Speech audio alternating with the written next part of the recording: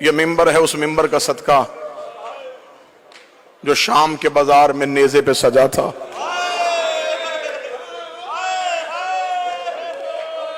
ہم دور سے پاکستان سے تمام حسین کے جا کر آپ کے سامنے پڑھنے آئے ہیں سیدہ کی مظلومیت.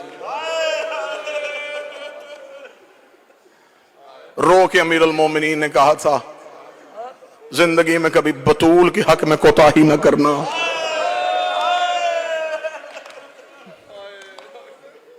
سادات و غیر سادات، بس اپنے ہی وقت میں ممبر چھوڑنا چاہتا ہوں. معافی مانگ کے جملہ کہوں گا، ایام عزا قریب ہیں. اتنے عزت والے لوگ تشریف فرما ہیں، مل کے آمین کہنا.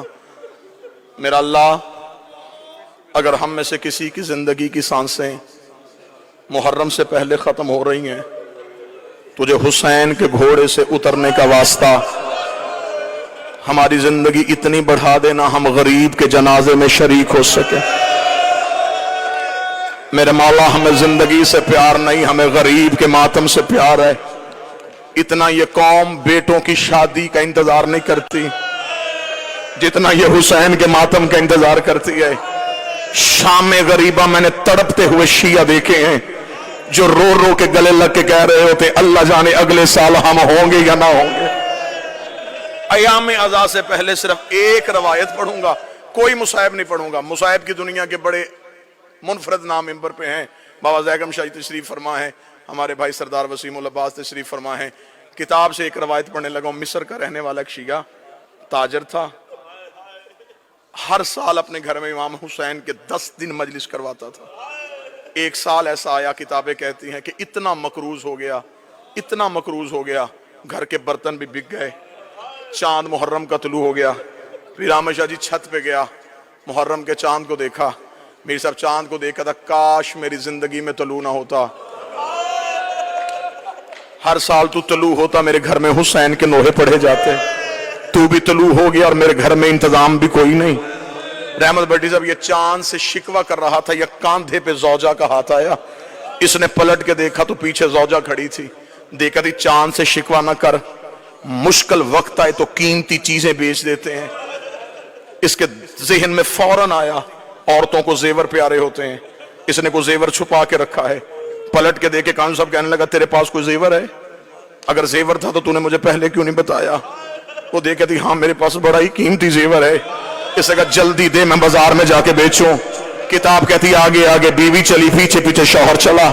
اس کمرے میں آگے جہاں 2 بیٹے سو رہے تھے، دونوں بیٹوں کے سرہانے آ کے کھڑی ہوئی. شوہر نے زوجہ کی آنکھوں میں آنکھیں ڈالی، دیکھے قدم مجھے تیرے ارادے کا پتہ نہیں چلا. رو کے کہنے لگی میرے گھر میں ان سے قیمتی کچھ نہیں ہے، میرے گھر میں سب سے قیمتی یہ ہے. اتنا کہنا تھا. شوہر دیکھا تھا کیا کہنا چاہتی ہے، کیا کروں ان کا؟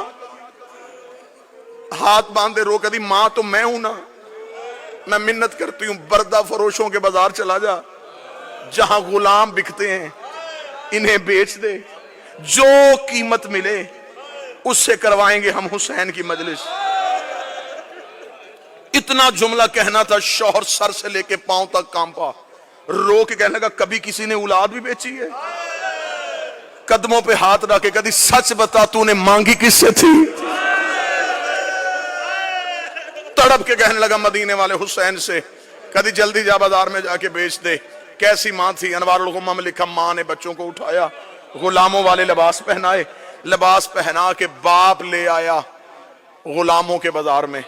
صبح سے لے کے شام تک آوازیں دیتا رہا غلام لے لو، غلام لے لو، غلام لے لو. قیمت تھوڑی دے دینا، محنت زیادہ کروا لینا. شام تک کوئی گاہک نہ آیا. تھکا ہوا باپ زمین پہ بیٹھا، بیٹوں کے سر سینے سے لگائے، منہ بقیہ کی طرف کر کے کہتا رسول کی بیٹی میرا مقدر، بی بی میں تو گھر سے بچے بھی لے آیا تھا، شہزادی تجھے میری عزاداری منظور نہیں ہے. ابھی یہ شکوہ کر رہا تھا. خان صاحب کے لیے جملہ پڑھوں یا بازار میں کسی گھوڑے کے چلنے کی آواز آئی.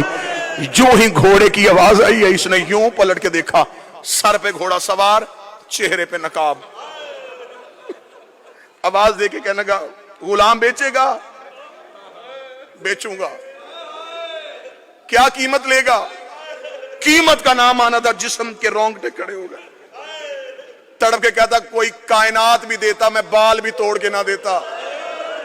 मैंने मन्नतों से मांगे, बस इतनी कीमत दे दे 10 दिन मेरे घर में हुसैन की मजलिस हो सके। अब मुझे नहीं पता यहाँ कौन बंदा मातम करने के लिए इतना जुमला कहना था। घोड़ा सवार की आवाज आई, वो मेरे घोड़े के सामने दिनारों की थैली है, ये उठा और अपने बच्चे मेरे घोड़े पे बिठा दे। इतना कहना था। तड़पा, तड़प के उठ के कहने लगा मैं कोई कर्जा तो नहीं मांग रहा, बेटे बेच रहा हूं, इतनी भी अमीरी क्या तो मुझे दिनार भी उठा के नहीं दे सकता। घोड़े सवार की आवाज आई, मेरी मजबूरी है, मेरे हाथ होते मैं तेरे बेटे हाथों से उठाता, मेरे बाजू होते मैं तेरे लाल सीने से।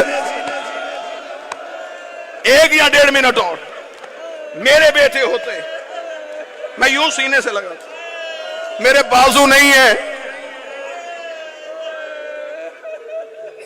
पीर सादी शाह जी लफ्ज सुनना था। तड़पा, दिनार उठाए, हाथों में दिनार की वजह चला।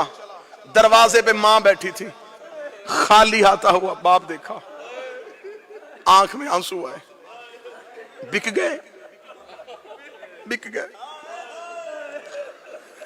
हाथ बांध के कहती है फिर मैं मां हूं ना, मैं वास्ता देती हूं तुझे हुसैन का, बच्चों को ना रोना। अब हमने रसूल के बच्चों को रोना है, हमने बतूल के बेटों को रोना है। जा मिस्र की जामे मस्जिद में जाके ऐलान करवा, मेरे घर में है गरीब की मजलिस। मोमनीन आ गए, मजलिस हुई, लोग घरों को चले गए।